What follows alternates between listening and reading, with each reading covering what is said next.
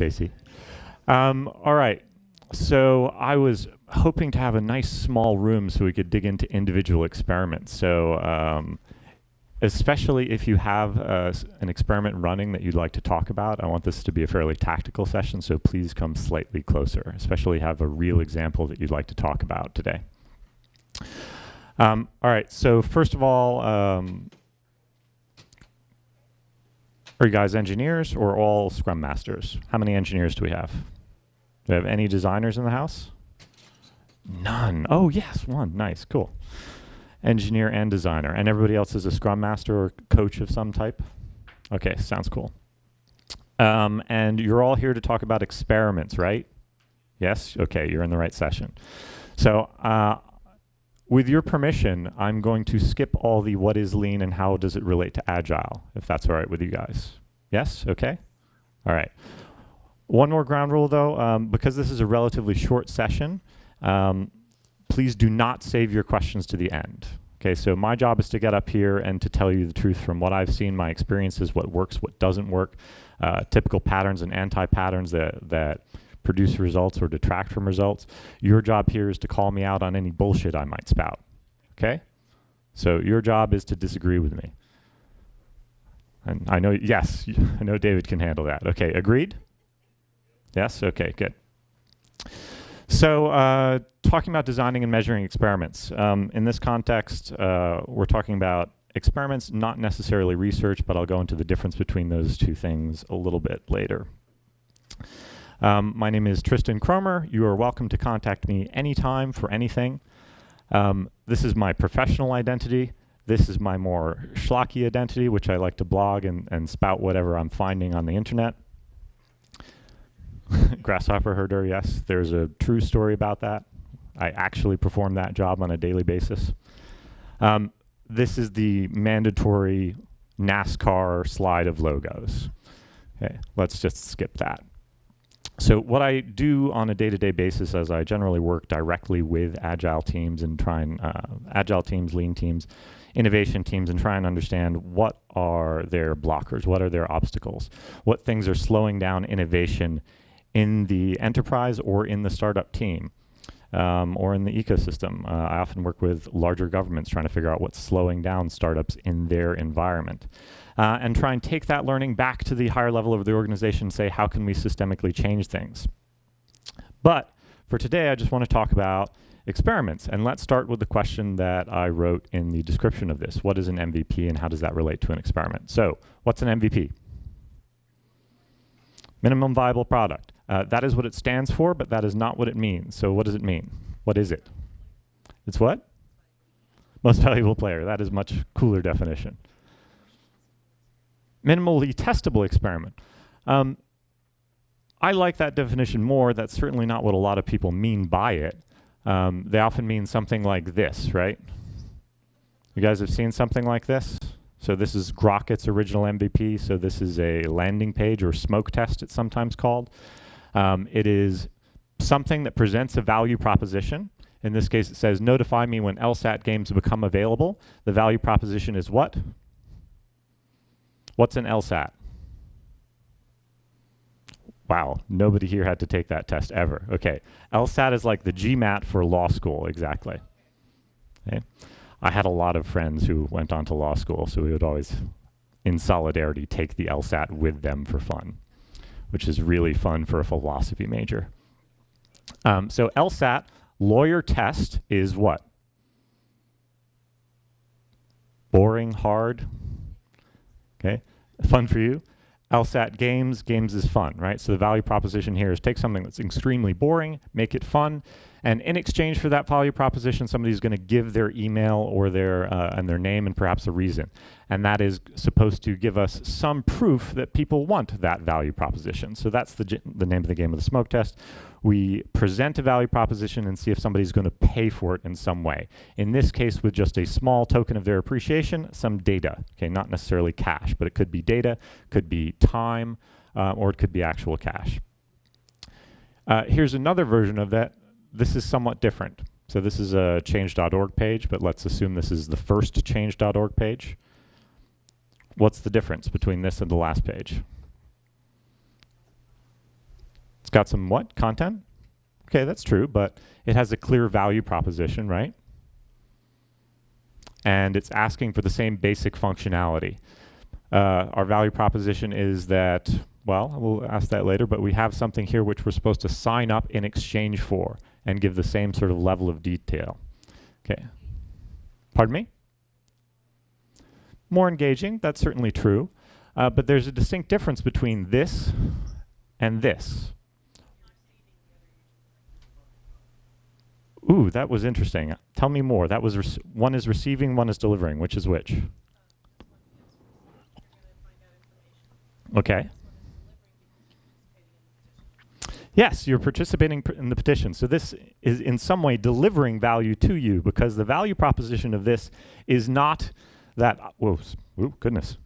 It's not that I sign this and immediately the tax exempt status of the National Football League goes away, right? That's not realistic. Okay, but what do I get?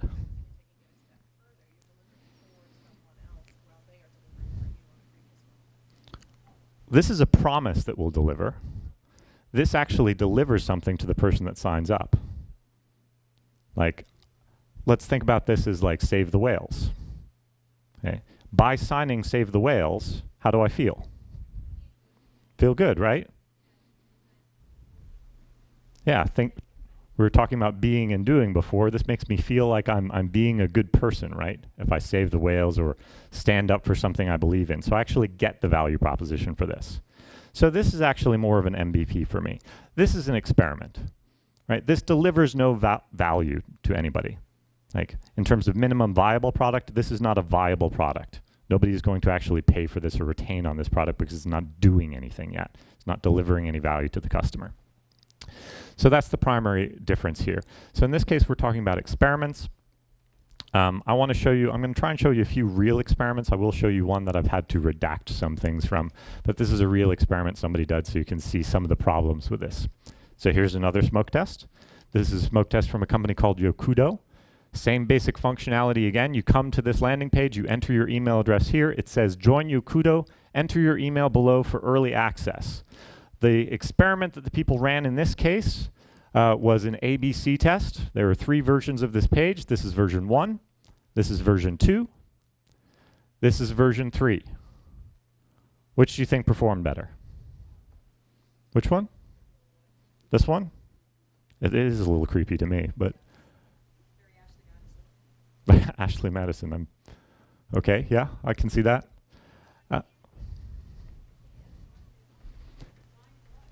Exactly. Exactly. But, intriguingly enough, this page has a 25% conversion rate. This page has a 5% conversion rate. But the question that they were asking was which of these 3 pages performs better. That was their experiment. Yes, but attractiveness of what? What's the value proposition here? Or here? What's this product? Could be. Could be, you think it's a dating site apparently? We don't know. Well, the content is the photo essentially. Yeah. I did talk to this guy this year. This experiment was run about 3 years ago, and I bitterly complained at the time. I was like, this is a useless experiment. You're not presenting your value proposition. Therefore, 25% of people signing up for this are not signing up for your product. They're signing up for the mystery, the allure. Perhaps they think they're buying headphones. Perhaps they think they're on a dating site. You have no idea. It's utterly irrelevant in terms of demonstrating demand for your product. This is a badly designed experiment as far as I'm concerned. He did claim this year that they were actually testing whether or not pictures help convert better. And to me, that's also not a very good experiment because we know they convert better. We've proven that time and time again. We know that pictures of people do very well on landing pages. So the actual product in this case was a social news reader. Right. As you can see very clearly from the from the page here, social news reader makes perfect sense. And so, of course, please. So here's the challenge that I'm having right now. If you want this. Yes. So I'm not an expert designer, but what I'm finding is give us context. So there's a lot of context that's lacking when you ask a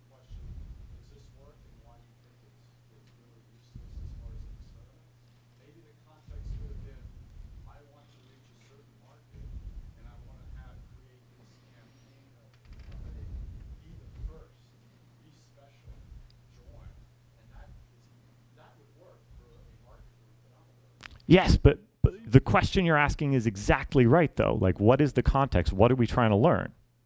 Like, I think the question you defined. You can say it's crappy, but this experiment, but I might be most fun. Yes. So if the context had been, is the value proposition of sign up first sufficient to get people interested, this might have been a good experiment. But the context is incredibly critical. And that's the first problem that most people have designing experiments, is they don't have a learning goal in mind.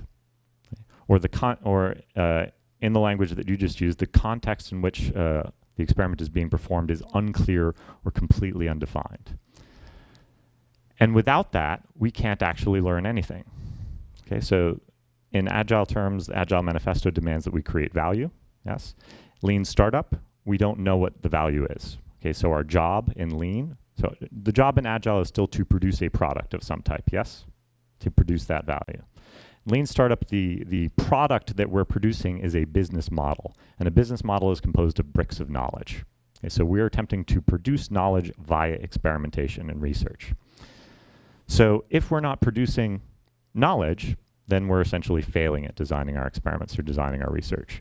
And in this case, if we don't have an actual thing that we're trying to learn, if we don't know what we're experimenting on, who is our customer, what is our value proposition, what channels are going to be effective, what marketing message will be effective, then we're fundamentally failing at the job of Lean startup. We're successfully producing experiments, but those experiments are not producing knowledge.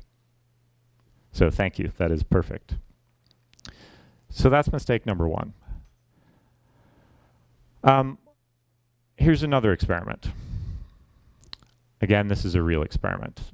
In this case, the two entrepreneurs, Chris and Ariel, wanted to learn, do customers want our value proposition? Which is, I suppose, a fair question. And their hypothesis was, hey, 50% of people we interview will commit to paying $20 a month for a product.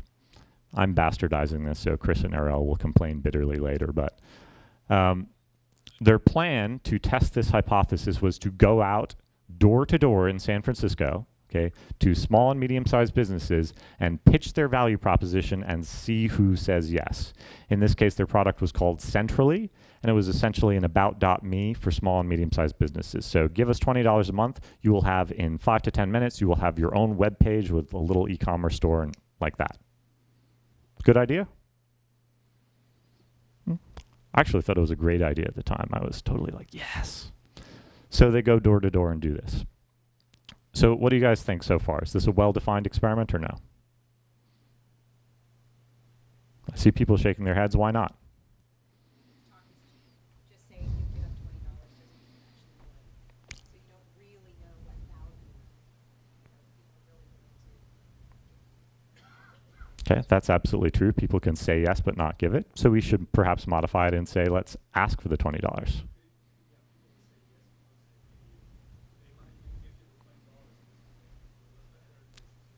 Oh, that's interesting. I haven't found that to be true so much. You have to be a really sympathetic character. Maybe I'm just not sympathetic enough. Nobody will give me $20 just for the hell of it. Although I could tell you a story later about that.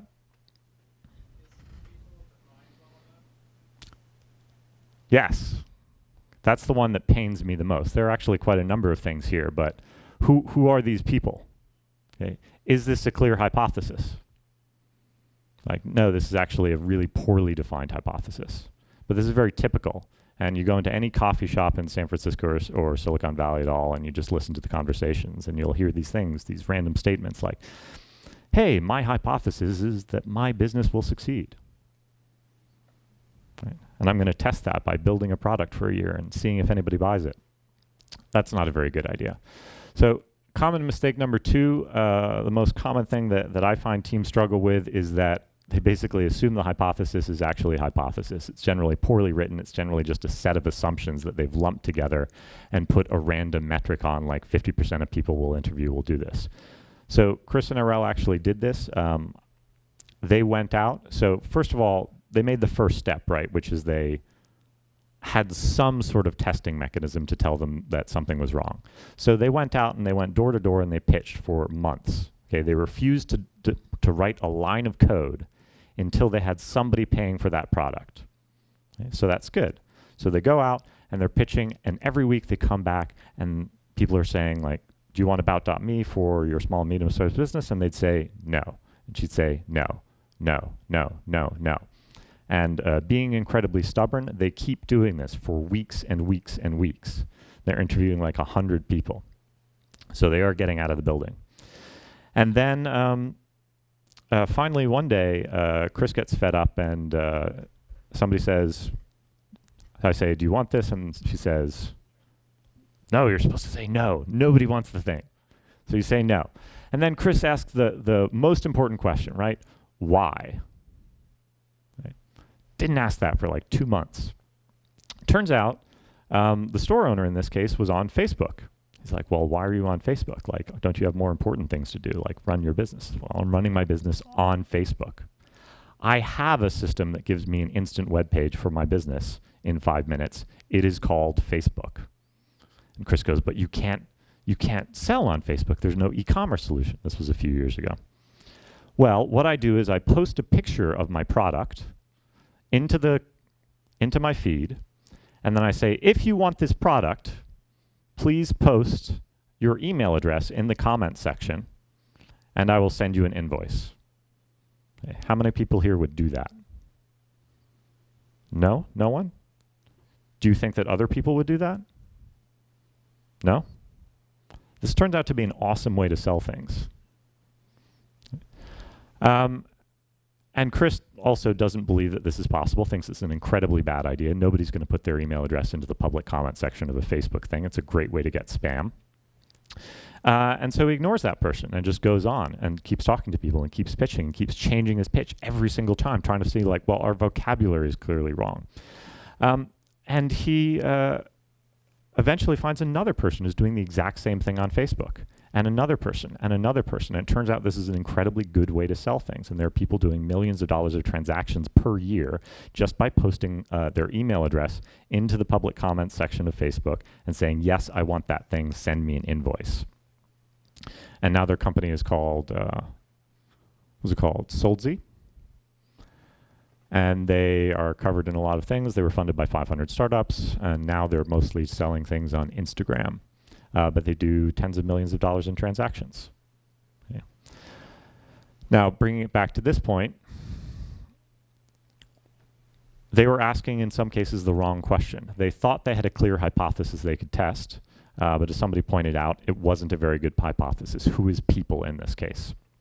People is a vague statement with no specificity. That makes this an untestable hypothesis, because as an entrepreneur or as an intrapreneur, I can go out and speak to 100 people and ask them if they will pay me the $20 for this product. And even if all 100 people say no, I can always say, what?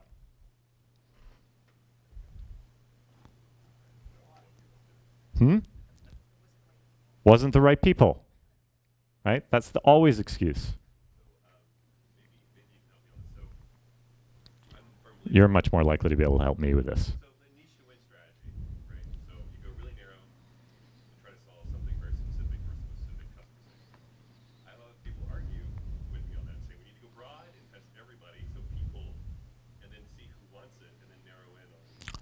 I think those are two totally viable methods. One is called data mining, and one is called like customer discovery and narrowing down to a niche. Okay, if we have the capability of testing with hundreds of different niches and then picking the one that seems the most successful based on the data, okay, why not? But most teams don't have that capability. Exactly. So I think what is learning for me here is. Sorry, can you guys hear David? Oh, sorry. Okay. Sorry about that. So we're having this conversation about niche to win versus going broad to go narrow, and I'm really curious. So when they say people, did they have any capability at all to say we found a signal somewhere in this vast sea of people, and then they would narrow down? Do you work with other teams that have that capability at all? It's very rare. So actually, for those of you in large organizations, I think this is a viable option. Like when you have a huge amount of data, or you're targeting a product at an existing customer base, like for migration or for upsell or cross-selling, you actually do have the capability to send something out to a vast swath of people and then attempt to narrow it down. But ultimately, you either have to have that, or you have to start with a niche and start eliminating them, because it's not feasible for a small team to systematically test, especially with a sales pitch, 1,000 people and then try and narrow down. It just doesn't seem to work. But tell me if you find a better way, because that would be cool. So the big difference here is between assumptions and hypotheses, or research and experimentation. An experiment can only be done if you have a clearly defined hypothesis that you can falsify. Okay? If you don't have that, you need to do research. Okay? Generative research is designed to generate hypotheses and identify your assumptions and clarify them into something that you can then test. Generative research is a term most often used by user experience people, of which we have none in the room, but that's okay. So give me a hypothesis. What makes a good hypothesis? Who's doing a test right now with a clear hypothesis? No one? Why are you all here? Okay, but you can't do that by listening to me talk. I wish that were true. I wish I had magical powers that could tell you how to do that, but that's kind of like going to see a speech by Kareem Abdul-Jabbar and expecting to play basketball afterwards. Like, it does not work. And first of all, I'm not Kareem Abdul-Jabbar. I'm about a foot shorter than him. But so Lean Startup is very much a practice, and experimental methodology is very much a practice. You will only learn how to do it and get better at it by actually doing it. And there's no amount of explanation that is going to get past that, as far as I'm concerned. You can know that, okay, to do a layup, maybe I should go from a 45-degree angle and take 2 steps. But ultimately, to develop that skill, you have to do it. And a lot of these mistakes are things that I've done over and over and over and over again. Like, that's why I know how not to do that thing, is because if I don't explain the value proposition very well on my landing page, I will always get confusing or misrepresentative data, period. I've done that more times than I care to admit. So let's look at perhaps a different one. How much time do we have? Okay. Here's another experiment. I'll show you one more, and then I'll give you guys the option of working on one with me or going through some of the other common patterns that we see. Learning goal. Which value proposition is better? Faster download time or obfuscated IP addresses? So this is in regards to a BitTorrent client. Okay. What's going to be better? Not getting sued by the record companies or downloading more movies faster? Okay. Not getting sued? We'll see. So hypothesis is that using the value proposition of faster download time instead of obfuscated IP addresses will increase the conversion rate on the homepage above 15%, which is our current benchmark using the obfuscated IP address value proposition. Okay, our plan is to use Optimizely to change the value proposition on the homepage for 2,000 visits, and our time box is 7 days. How does this sound? Good experiment? Bad experiment? There are a few things wrong with this, but they're not too critical. What's wrong with this?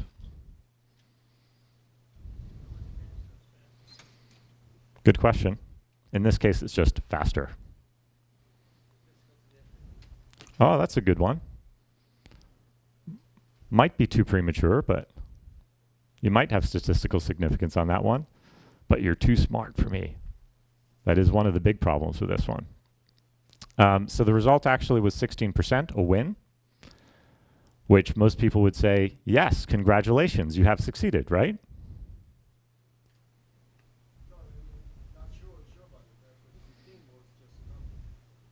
Yeah.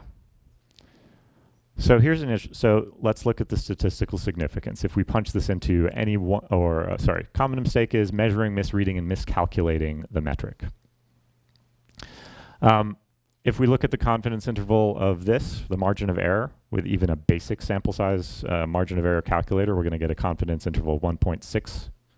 Okay, right? Which means that instead of looking at those 2 dots and saying one dot is higher than the other, we ought to look at this whole error bar and see, is this error bar above our benchmark or not?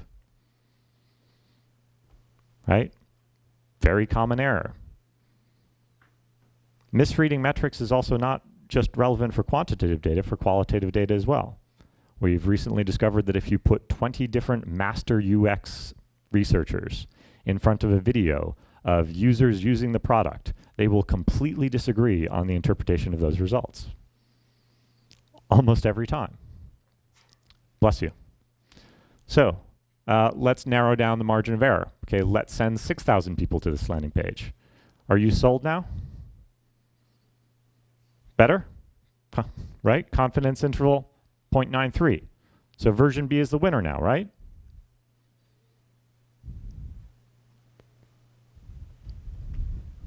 No, why?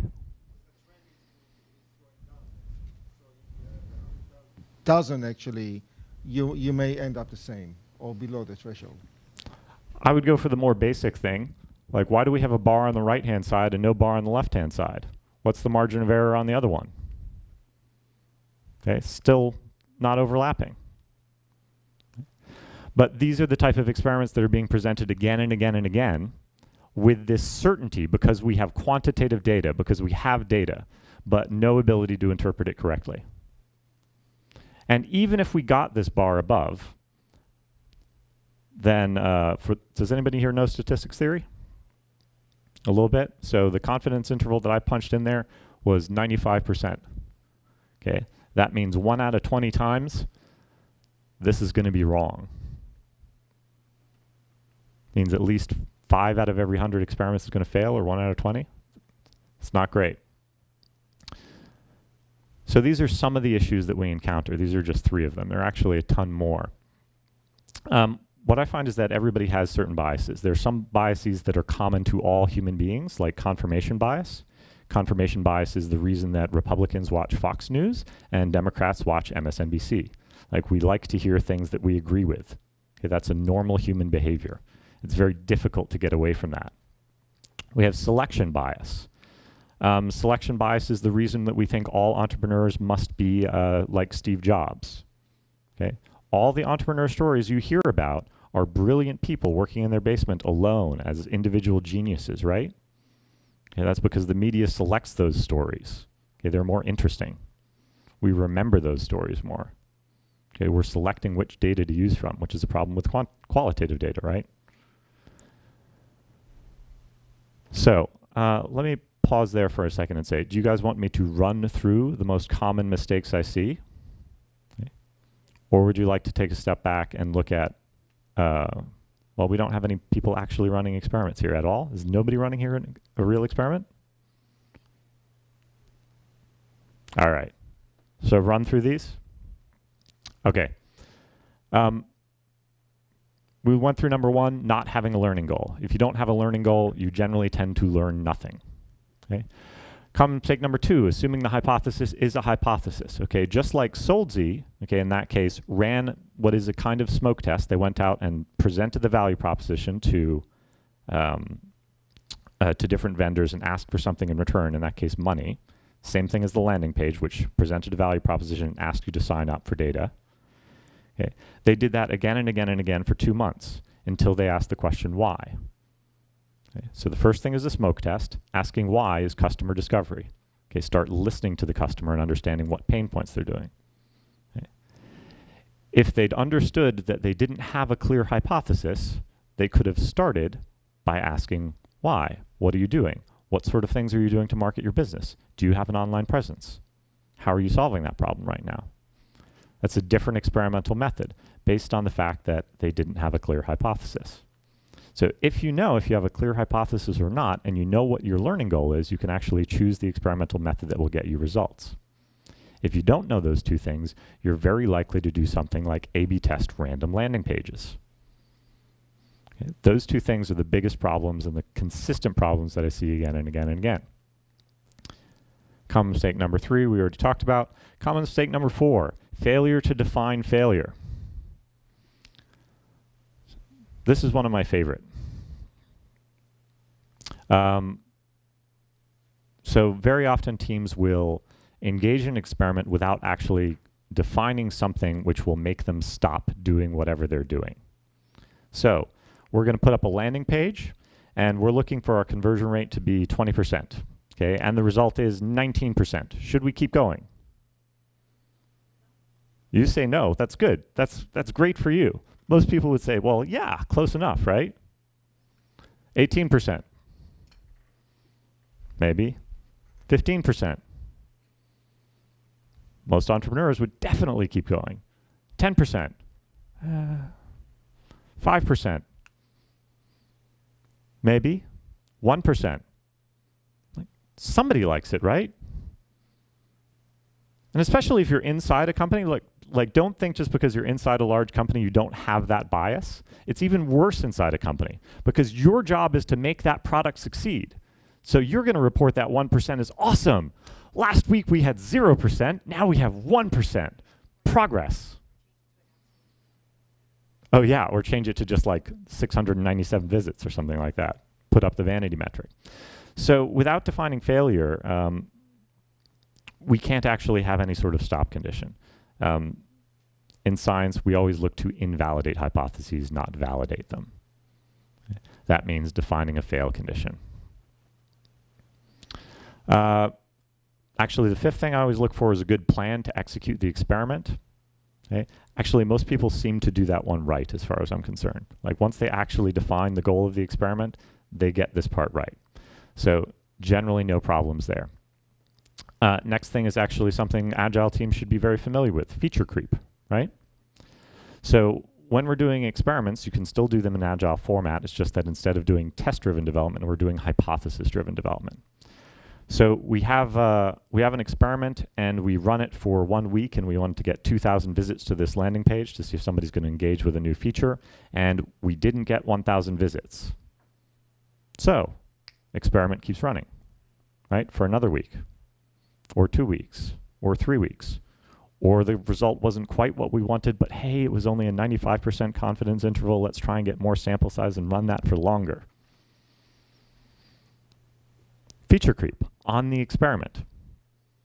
Happens every time. So we can use the same techniques we use in Agile by time boxing these things to see a real result. If you don't get the result by the end of that time box, it's a good idea to do a retro and ask why. You can do your 5 whys. Did we not have the right sample size? Were we too aggressive? Were we not using the right channel? Is our experiment poorly defined? And of course, the other corollary to that is regretfully not doing retrospectives. Okay. Teams don't do retrospectives on their experimental methods themselves, then the experimental methods do not get better. Next one. This should be common. Right? So this is what happens when I heard some people talking and laughing about the conflict between product owners and Scrum owners before. Right? People said product owners, and there was a lot of kind of distasteful vocabulary or adjectives being thrown at that, characteristics. We have the same sort of problem in Lean where a business leader or the product owner or the product manager, whatever you want to call them, will come out with, please test this hypothesis. We want to add a music player to our Dropbox-like service. And please go out and test it. And the team will be like, yes, we want to test that because we don't want to build junk, right? That would be a waste of our time. So we go out and test it. Okay? And then 2 weeks later, you come back and we say, like, boss, turns out nobody cares about a music player. Okay? And then the boss says, what? What's the typical reaction from the product owner? Build it anyway, right? Argues against it. Or we already built it. I've heard that one. Right? Our engineering team is just so good, we've already built it, so we might as well put it in the product anyway.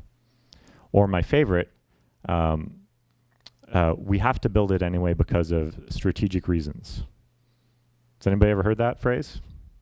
That's code for because it's my opinion. My kids wanted it. All right, so ignoring the results is actually a real problem. It's one of the reasons it's very important to have that product owner involved with defining the experiment, because if they're not bought into that fail condition, if they're not bought into the metric, they will ignore the results. If you get that buy-in beforehand, you can at least have an honest discussion. They may still try and pull out the strategic reasons card, okay, but they can no longer deny, okay, that your experiment is valid because they participated in it.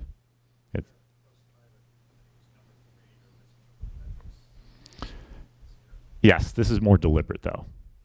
This is just like misunderstanding the metrics, like we all do. It always happens. Okay, we have to really struggle about our confirmation bias, our selection bias, or just our simple lack of knowledge. Like I haven't been to a statistics class in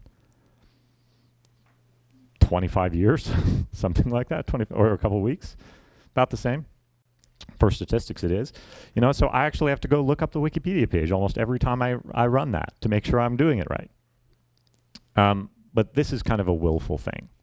Okay, this is when it's literally the experimentation itself is a show. Just like when some people do stand-ups in Agile, it's a show. Come on, boss, we're doing Agile, right? We're doing stand-ups. That's what Agile means, isn't it? Okay, but it's just for show. It's just to make the boss happy, and then we go back and do our thing. Like, yeah, stuff is in Jira, but we're still just coding away, and we don't do paired programming or anything like that. It's just for show. That's the problem here. Next one is not learning for learning. So one of the things that you absolutely must have to make an experiment is a next step. Okay. Very often, teams will run an experiment and be like, congratulations, we learned, but there is no outcome from that. It's very similar to the last one, but it's like literally, even if everybody acknowledged that this experiment produced a false hypothesis, that hypothesis is not, those results are not recorded, they're not accessible to the team, they're not accessible to the next team that takes over. There is no plan to implement that feature or remove that feature. And this is particularly relevant for large organizations because you'll have something like a common pattern is to have a very good design department who does initial generative research for a project. Do you guys work in organizations with a design department that kicks off new innovation projects? Yes, one or two? You've seen this before? Okay. So what happens is that team of people come in and start talking to the customers and produce all these fancy slideshows and pictures of the customers and say, this is the customer behavior, this is the customer need, right? And then they hand that over to the Scrum team, the Agile team, whoever's going to build the thing. Okay, and then they, like Kaiser Soze, they disappear in a puff of smoke, right? And you don't see them again. And then 6 months later, product is built, and the product marketing team comes in. And they're being told to market this thing. And the thing, as far as they're concerned, is a list of features. And nobody knows what the value proposition is anymore. Nobody remembers what the benefit is because those people have left the project. And there's no handover at all. Like they're just gone, which is a terrible waste of knowledge. So again, this is a siloed pattern. This is what David calls water scrum ball. Which is a lovely phrase. When you have that agile mindset, you have that lean UX mindset, which is doing that initial development, and then it gets handed over to the Scrum team, which is also doing an agile pattern and rapid iterations, but the whole pattern is still waterfall. So not learning from learning. And the last one is, this is the build, measure, flail loop, by the way, in case you're not familiar with it. Is ignoring warning signs that your experiment is not correct. So when I design experiments, if I design experiments with a large corporation, we like to define what we'd call an early stop condition. An early stop condition is some sign that early on that your experiment is fundamentally flawed and you're not going to get the data that you want. Okay. When I'm talking with startups, we call this the what the fuck stop condition. Slightly different terminology, same meaning. Right, so let's say our experiment is we are going to send 10,000 people to this landing page. We're looking for a conversion rate of at least 20%. What's the first thing that I can look for early on in that experiment? Let's say it's a 2-week experiment. What's the first thing I could look for that might indicate that there's something fundamentally wrong with my experiment?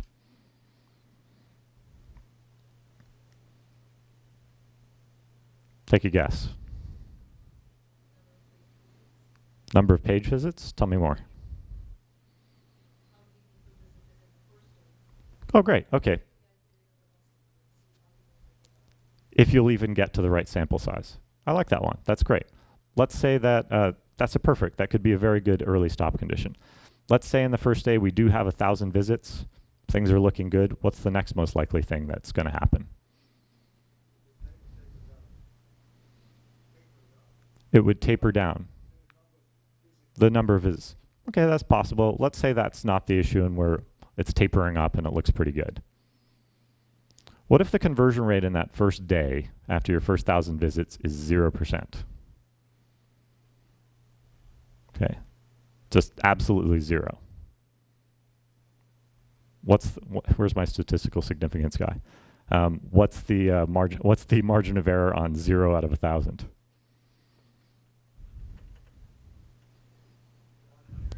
Is it in any way likely, okay, that I will ever get to 20%? It's not very likely, but it is still possible. Okay. However, what's the most likely explanation?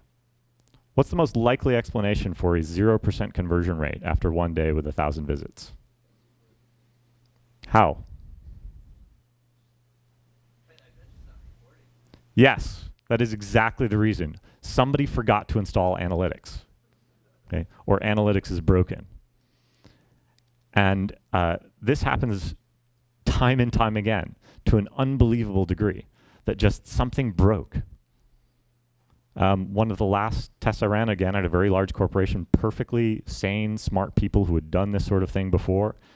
They went through all the right steps. They screened out the IP addresses of internal traffic. But that one little filter from from include to exclude those IP addresses was flipped.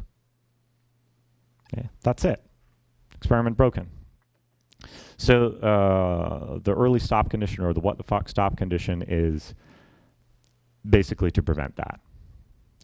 So all these things are common patterns that I have, okay, that I need to guard against, because those are the most likely places where I'm going to screw up.